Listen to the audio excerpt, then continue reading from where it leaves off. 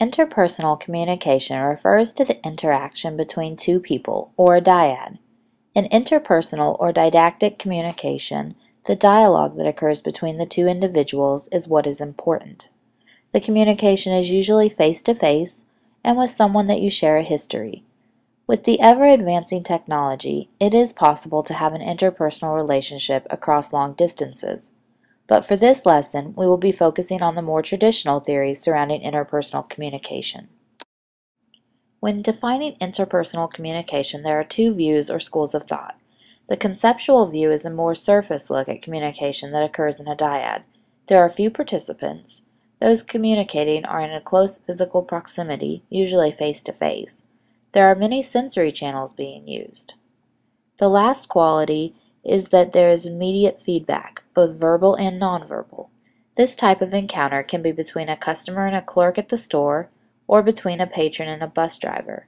The developmental view goes beyond examining the context and makes a more distinct criticism of the communication or emotional attachments to create a more refined definition.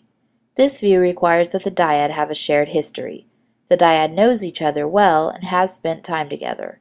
There is a relationship that exists in order for the communication to be truly interpersonal. As part of this shared history, the couple have moved beyond a surface-level attraction or meeting and know the more subtle details about one another and see the other person as an individual. One way that interpersonal relationships can be identified or categorized is by the display of intimacy and distance. Physical intimacy is marked by a physical closeness, usually touching. Intellectual intimacy is a deeper connection, displayed through conversation. Emotional intimacy is displayed through disclosure and sharing of feelings. The last type of intimacy is often the most overlooked, but also the primary way that men show intimacy in relationships. Shared activities demonstrates closeness through spending time together and common interests. In 1984, Mark Knapp began to notice a pattern that many relationships seem to follow.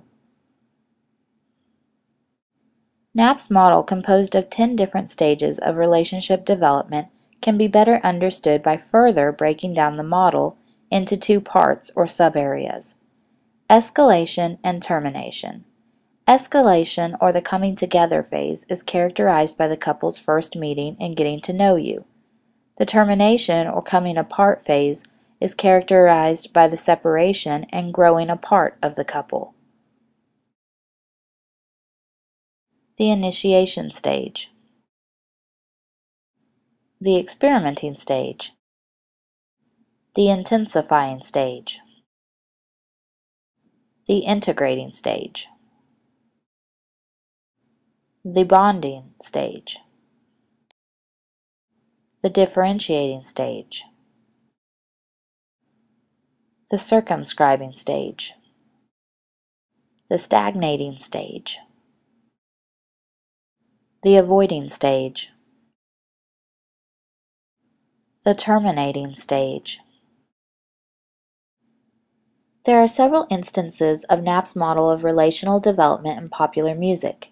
It is music that helps us identify how we are feeling, celebrate our feelings, and build acceptance for what we are feeling. The different stages of intimacy can easily be heard in music from popular artists.